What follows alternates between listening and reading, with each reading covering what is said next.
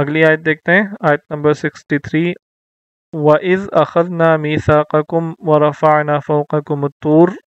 وَإِذْ اور جب، اخذنا اس کا مطلب آپ بتائیں گے جی؟ پوچھا گیا ماں جی پوچھا گیا یعنی اخذ کرنا، اللہ ہم نے اخذ کرنا کسی چیز کو پکڑنا، کسی چیز کو لینا، ٹھیک ہے، کسی چیز کو اچکنا، اس معنی میں ہی آتا ہے اخذ۔ اور جب ہم نے لیا، اور جب لیا ہم نے میثاقکم، وعدہ ان سے، میثاق، جی میثاق پختہ وعدے کو کہتے ہیں، تم سے، تم سے، اور جب ہم نے لیا پختہ عہد تم سے، ورفعنا اور رفع، اونچا کرنا، بلند کرنا، ہاں رفع، ارفع اعلیٰ کہتے ہیں نا، تو ارفع اونچا، رفع اسی سے ہے، اور ورفعنا ہم نے اونچا کیا،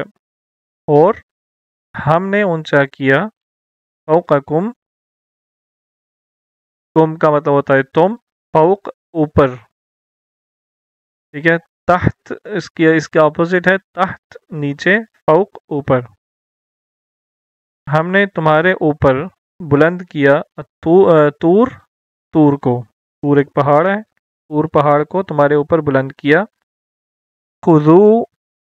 یہ اخذا سے ہی ہے لیکن یہ آرڈر ہے، یہ فعل امر ہے،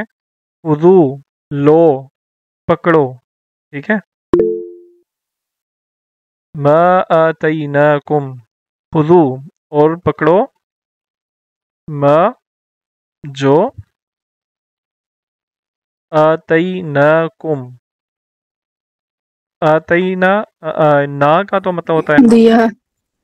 نا کا مطلب ہے ہم نے، کم تمہیں، عطا کا مطلب ہوتا ہے دینا، تو جو ہم نے تمہیں دیا، بقوہ قوت کے ساتھ، وَاذْكُرُوا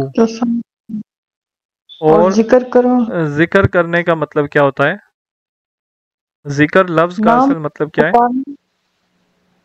یاد کرنا یاد کرنا، اور یاد کرو، ما، یہ فعل امر ہے، ہاں جی یہ فعل امر ہے، اذکروا یاد کرو، جو، ما کا مطلب ہے جو، فیہی اس میں ہے، وَاذْكُرُوا مَا فِيهِ اور یاد کرو، یاد رکھو جو اس میں ہے، لَعَلَّكُمْ تاکہ تم، تتقون تقوی اختیار کرو یا پرہیزگار بن سکو یا پرہیزگار بنو، ٹھیک ہے۔ تو لعل کے معنی میں نے دو آپ کو بتائے تھے، ایک معنی ایک امید کے معنی میں آتا ہے یا خوف کے معنی میں آتا ہے، تو یہاں پہ یہ امید کے معنی میں آ رہا ہے، امید ہے کہ تم تقوی اختیار کرو گے یا امید ہے کہ تم پرہیزگار بن سکو گے۔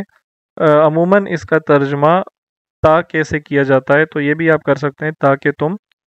بچ سکو۔ تقوی کا جو اصل مطلب ہے، جو اس کا جو لٹرل میننگ ہے لغت میں، وہ ہے بچنا، ٹھیک ہے،